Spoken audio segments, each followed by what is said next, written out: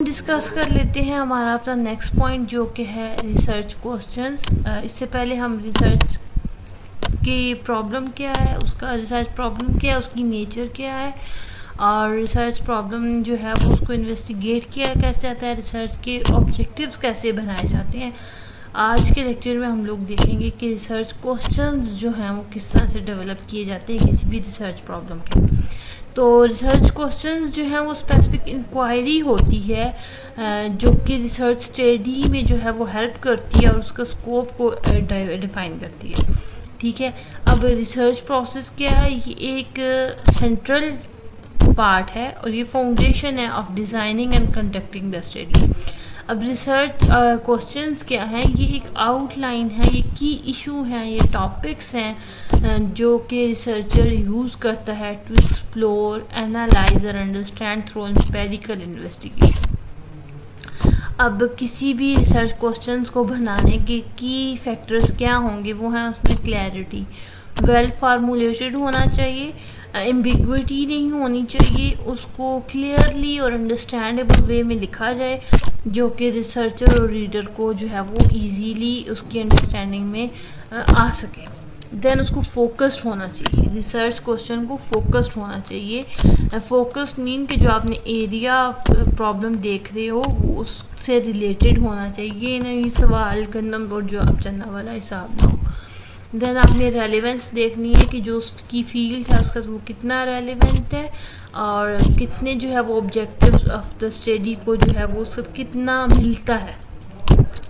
Then आपने कुछ open ended questions को भी डाल दें, उसमें यह है कि आपको जो ऑडियंस है, जो पॉपुलेशन है, उसकी आपको थोड़ी सी जो है ना वो आइडिया हो जाएगा कि वो आपको क्या सजेस्ट करना चाह रहे हैं। देन फिजिबिलिटी हो कि उसको आराम से आपने जो है वो टाइम, एक्सपर्टी और उस विद इन टाइम के अकॉर्डिंग अंदर जो है वो आपने उस डेटा, उस क्वेश्चनेयर को जो है रिसर्च क्वेश्चंस को लगा लिया। देन रिसर्चेबल होना चाहिए, मतलब क्वेश्चन ऐसा हो जिस पे कुछ आंसर बनता हो जिसका।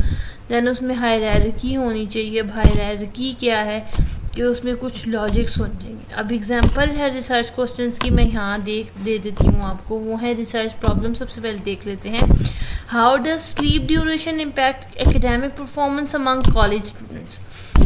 अब ये बेसिक रिसर्च प्रॉब्लम है, ठीक है। अब आपने इसका क्वेश्चन बनाना है। क्वेश्चन क्या है, what is the average sleep duration of college students, is there a correlation between sleep duration and GPA among college students, are the difference in sleep patterns academic performance between different measures। Then आपके पास है research का problem, वो है what are the factor in influencing customer satisfaction in the hospitality industry. ठीक है, ये भी जो है वो हमारी एजुकेशन से वैसे ये लिंक नहीं है।